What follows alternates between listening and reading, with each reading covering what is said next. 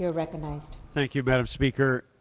I'm going to rise in rare support of the comments of the Speaker. We don't often agree, but when we do, it is generally on things that are of magnitude.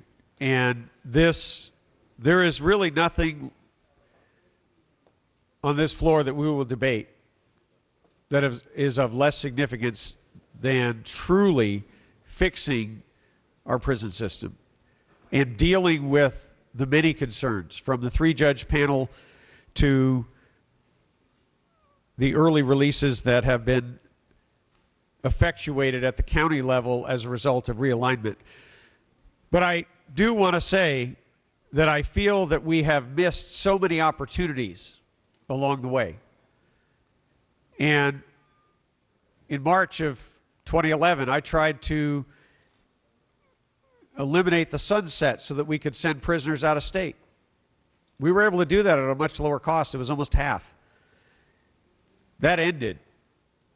That was ended. That flexibility was ended. And so then we were left with the unenviable choice of having prisoners in our communities dumped on our streets or building more prisons. We always seem in California to take the option that costs the most money. And I think that we need to challenge the governor, and I challenge this body, that we need to solve this. There's a whole lot of proposals that have been bandied around over the last few years, many of which have merit. We ought to take a serious look at medical parole and do medical paroles for everybody we can to alleviate the pressure on our prisons. We ought to look at and reopen the ability to send prisoners out of state to alleviate the crisis that we're in right now here today. Another thing that we really ought to seriously look at is why in the world are we paying almost $70,000 a year to incarcerate 20,000 illegal aliens who committed crimes who nobody wants here? Why can't we get a prison contract, a private prison in their home country, and deport them now and get them incarcerated for $10,000 or $12,000 a year? Why don't we look at some of these solutions that might be a little bit out there on the edge?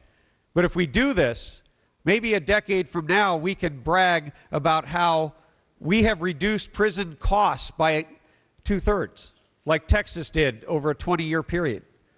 I think that's the kind of stuff that we should be talking about. I am going to support this today because it is a much-needed Band-Aid, but it wouldn't have been necessary if we hadn't done the realignment. It wouldn't have been necessary if we hadn't ignored the three-judge panel.